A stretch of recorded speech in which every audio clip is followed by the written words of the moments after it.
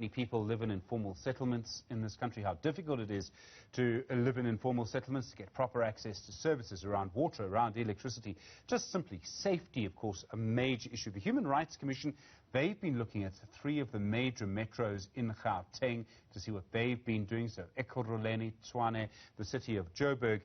But every urban settlement in South Africa has this kind of issue and has this kind of problem. Let's get a view on whether things are improving or not. Khomani Chazi is the program officer from the housing NGO AFSIS Core Plan. Khomani, good afternoon to you. We've seen master plan after massive plan after plan to formalize this and formalize that. Have those plans made a difference to the actual life that people live in informal settlements? Oh, thank you, Stephen, and good afternoon to you and the listeners at home.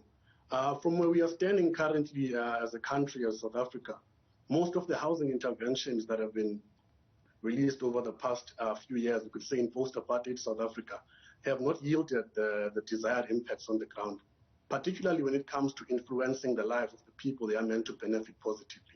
And also, we find that there's a huge gap between the number of people who are meant to receive housing assistance and those who actually do receive it in the end. I read somewhere that the minister, when I was speaking last year in the launch of this current new program, which is the Rapid Land Release Program, that the country's housing backlog set at more than 2 million housing. The housing backlog was over 2 million households. And still, there's still new programs that are still coming. There's still old programs that have not been phased out, but we are not seeing a difference at all in the life of the people on the ground who are meant to receive benefits of this housing. So, I mean, I remember, I think it was Lindiwe Sisulu at the time. She's the minister in the same portfolio now. She was the Human Settlements Minister then, 2014, I think it was. And she said that they would formalize informal settlements. So every informal settlement would get an address. Every shack would get an address. There'll be postal deliveries, for example. I haven't seen much evidence that that's actually made a difference. From what you're saying, it hasn't. No, it hasn't. And I mean, this was in 2004 with the launch of the Breaking New Ground program, when the minister made this bold assertion that by 2014 they would have formalized and gotten rid of all informal settlements in South Africa. But what we are seeing now, 6 years after the 2014 deadline, is that we are stuck with more informal settlements than there were at the time in 2004. So it definitely has not worked. None of those plans have worked at all. So, I mean, there are many different things here. You have what's called urban migration. People move from rural areas to urban areas. They do that to improve their lives and those of their family, to get a job. They go there knowing that they don't have accommodation to live in. That's not their fault. They often have no choice but to move. And so they go and try and better themselves.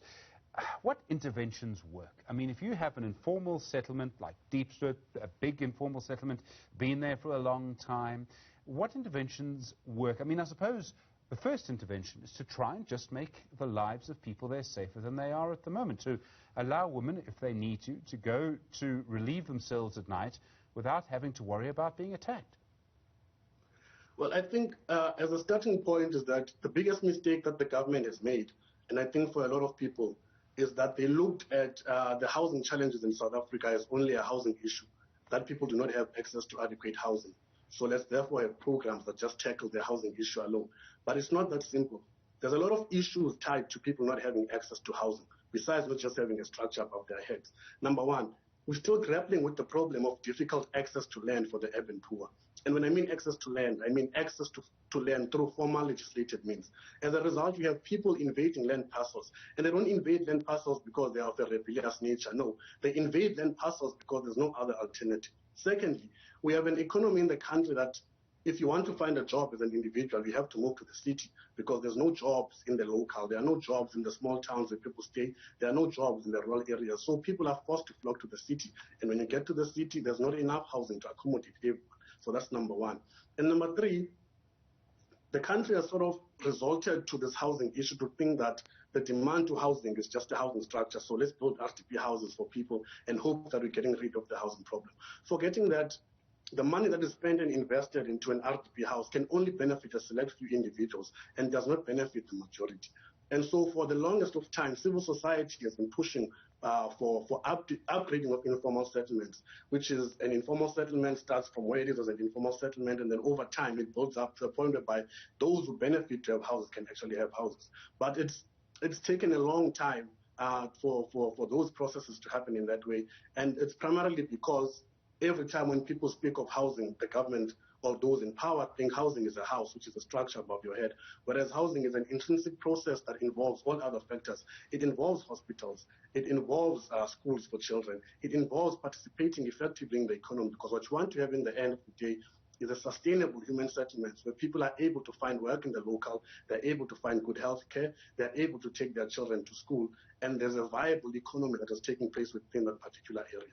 And so the programs that have been taking place in South Africa, they are all based on a grant or intervention whereby if you're saying that the housing grant is 120,000, that 120,000 benefits a single person.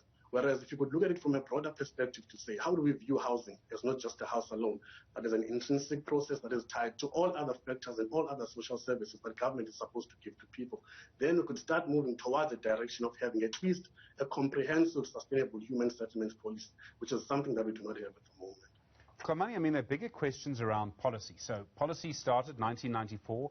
Government was going to build houses for people. And in fact, I think we sometimes forget that many governments around the world don't build houses for people. In fact, very few do. Then that's what led to RDP homes. Then the policy was changed, and that people who are, I think, under the age of 40 and able-bodied would not receive houses. So only elderly people, people perhaps living with disabilities would receive houses. Now we have, particularly in Gauteng, a rapid land release program. In other words, what government said they would do, and I remember the Gauteng Premier David Makura talking about this, is they would provide service stands, so stands with electricity and water, for example, and you would then be given one of those pieces of land and you would build your own home. Now, the policy's changed in many ways. Do we know yet which is the best? Or I imagine it's going to require a mixture. Some people are going to require and deserve to have a home built for them. Others may be able to do it for themselves if they get a service stand. I suppose what I'm really asking is, do we have the right mixture of housing policy? Well, I think the first part of your question is that it's difficult to quantify which housing policy works best when none of them have actually worked, because none of them have actually worked in the way that they are supposed to. So it's difficult to quantify success there. But I do think that in terms of the overall picture of what could work, we need a mixed bag of housing solutions. And one of the few things that we're proposing is that we need to start looking at housing as housing needs as like a toolbox. You wouldn't use, for example, sandpaper to paint a house. You need a brush to do that. So we need to start looking at housing as a toolbox whereby each tool has its own unique set of purposes. So for a person who's unemployed, who's above the age of 65, who cannot do much for themselves, then those people would be more likely to benefit from receiving a house as opposed to receiving a housing stand. But for a person who's still young, who's also poor, for them to receive some kind of housing support and a piece of land would probably work better overall, because what you're trying to do is to have a skills transfer process. One of the most beautiful government programs that have been invented over the years is the National Upgrading Support Program, which spoke of basic services as a start towards the path of upgrading, where everyone would receive basic services regardless of the level of income that they have. And that is a beautiful thing, because now you start to give everyone basic services, because everyone needs a toilet, everyone needs water, everyone needs electricity. And then from there, you judge on the need for each individual purpose to tailor-make what solution you bring to them, what housing intervention you bring to them. Hence the need for a mixed bag of housing solution. Because individually, all these problems, all these solutions rather, will solve one problem, but will end up creating many other problems in the process if they are not used together. To say we don't have housing projects per se, but we have a wide-ranging housing program that looks at city-wide interventions, that link to province-wide interventions, that link to nationwide interventions as well. Khomani, I mean, there's so many different dynamics here. I mean, I wouldn't like to live in a shack. I don't think anyone would like to live in a shack. There have been suggestions in the past at the beginning of COVID-19 as the pandemic started. Government said in some places to de-densify informal settlements, they would move people out of informal settlements to other areas.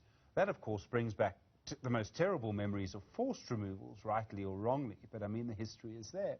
And then people also grow up in communities. You know, you can't just take them out of a community if they don't want to go. Why should you force them out?